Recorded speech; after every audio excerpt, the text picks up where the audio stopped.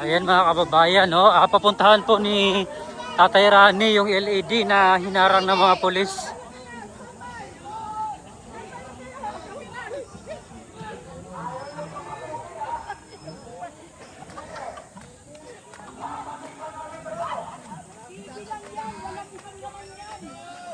Bakit ayaw niyong papasukin? Sugo!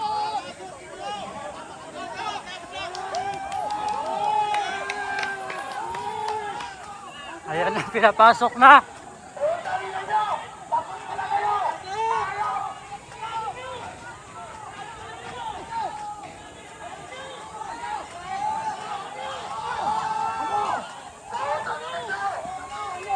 Tangina kayo!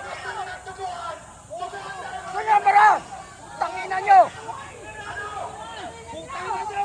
Ito na yung LED wall mga kababayan, no? Tangina nyo! Tangina nyo! Ulitin nyo yan! Ulitin nyo yan! Hindi na tayo papaya. Mga pulis kayo!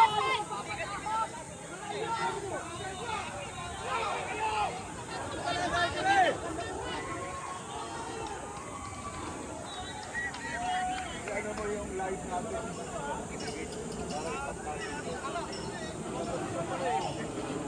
Kailangan pa makita ang tao eh.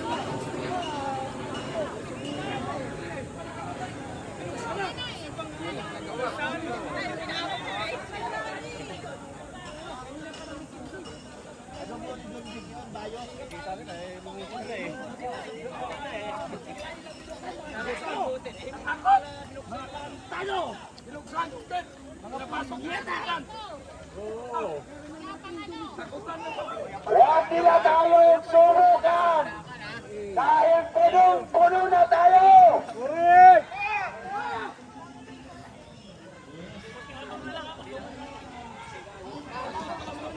Pinapasok na yung yung LED kasi natakot na dito.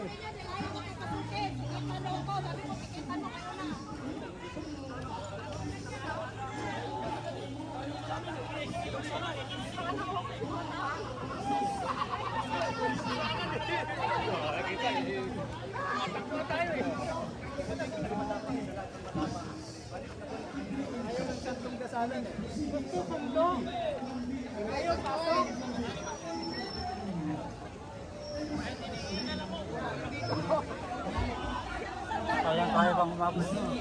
Kaya mo bang marathon pala eh? Hindi kaya ba?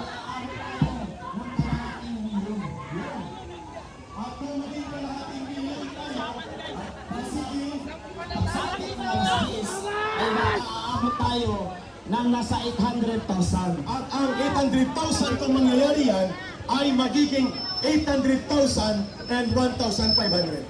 Kaya ang masasabi ko na lang dyan, pasensya kayo. Bumaliktad ang panahon, tumabor sa amin, kami naman. Tingnan ito kung gaano kapangyarihan ang taong bayan. Nung nakita nila na tayo ay pupunta roon, binuksan din agad nila. Ay, tambi! Kailangan natin ang ating karapatan, ang ating nang. Ito'y angkinin natin ang ating karapatan. Ayun, maraming salamat, Councilor Tatay Rani. Thank you, General Apirin, for standing up for your words of negotiation. Maraming salamat, Brother Captain Ray. Before ko tawagin si... Okay, hindi na pumayag, pero sige lang. Total na kalusot na, hayaan na natin yan. Palampasin mo na, Brother Mark. Pakinggan po natin ang boses ng kababaihan. Inday Cares Philippines and si Brother Oni ng susunod mula sa Duterte Riders Support Group. Supporters Group. Before kay Brother Onin, nandyan na ba si Karen? Kung wala pa si Karen Kagampang, tawagin natin muna si Onins. Onins, sana siya din. I would like to call the attention of Kuya Onin, the DRS founder. Magandang putang ina sa mga kapulisan at nagbabantay sa gang! yung aming lete, pinapatagal nyo pa. Mga putangin na nyo. Wala mura, ay hindi mura yun, pagmamahal yun.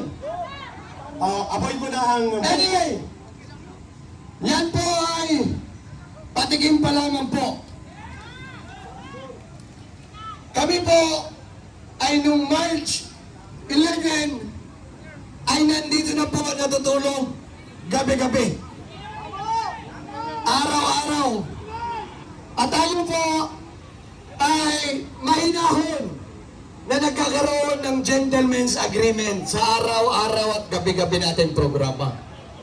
Siguro naman po, etong ating mga konting hiling, huwag naman po sanang idaan pa sa pahirapan. Hindi naman yan kawalan sa institusyon o sa inyong departamento. At kami naman po ay maayos namang makikiusap.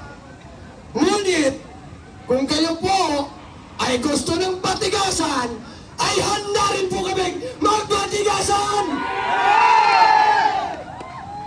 Kaya po kami naririto ngayon dahil ang bawat isa na nandito ay punong-puno na sa karaguhan ng ginagawa ng gobyernong ito. Papayag pa kayo na patuloy tayong ginagawa? Papayag ba tayo na patuloy tayong inaabuso? Papayag ba kayo na patuloy tayong namimili sa mga tindahan at ninanakaw lang ng mga politiko ang kaban ng bayan? Kaya sa araw na to, papayag ba tayo na mapabulin ng dinila ang Senate Blue Ribbon Committee hearing? Hindi! Kaya mga kababayan, sa araw na to, tayo po ay ilalabas na po yung ating galit. Ilalabas na po natin ang ating hinanakit. Hindi na po tayo papayag na magpapatuloy sila sa kanilang pag-aabuso, lalong-lalo na sa mga nakaupo sa kasalukuyang gobyerno natin ngayon. Kung kaya't amin pong binabalaan ang lahat ng mga nasa gobyerno, kasama na din po ang mga nasa kapulisan. Hanggat maaari po sana, hindi po hahantong sa masakit at madugo ang araw na to. At iiwasan natin yan. Iiwasan po sana natin ang magkaroon pa ng mga sakitan dahil po tayo ay kapwa Pilipino. Kaya po kami ngayon, makikiusap kami sa lahat, lalong-lalo na ang mga nasa loob. Ilagay nyo lamang po sa ayos at ayon sa konstitusyon ang mga bagay-bagay na ginagawa niyong desisyon dyan sa loob ng Senado.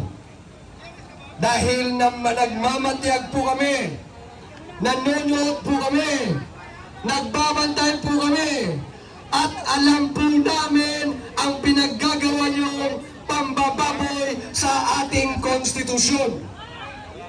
Kung kaya't kami po ay naririto upang makialam, upang makibaka, at upang makiisa.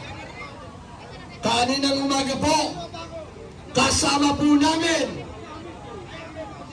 at ang aming iniskortan ang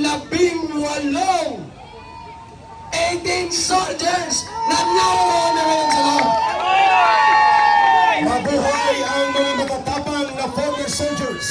Kaya sa aking mga kasamahan, lalong-lalo na ang DRS Duterte Riders Supporters, maraming salamat po sa inyong serbisyo. At kay Tatay Rani at sa lahat ng mga kasabay namin kanina at sa mga brave 18 soldiers, kayo po ang susi. Kayo po ang magbubukas ng nakasaradong unawa ng mga mamamayang Pilipino na hindi pa nila alam, karamihan at hindi nakikialam sa mga usaping mga korupsyon na nagaganap sa ating bayan. Excuse Brother Onins, announcement mga kababayan. Sabayan niyo po si Ka Eric, Brother Onin sa pagpalakpak. Nandyan na ang delegasyon mula sa Batasan at Commonwealth area ng mga kapatiran. Pagimula na, simulan na, kumanagundong na ang lakas ng taong bayan mula sa kapatiran sa area ng Commonwealth at Batasan. Go ahead, Brother Onis, for your final message. Maraming salamat sa iyo, Ka Eric. At sana naman, sa araw na to, magkaroon na ng katapusan ang mga pang-aabuso ng nasa gobyerno. Dapat lang tapusin na. Kaya sa lahat, lalong-lalo na ang mga witnesses na isasalang sa Blue Ribbon Committee hearing.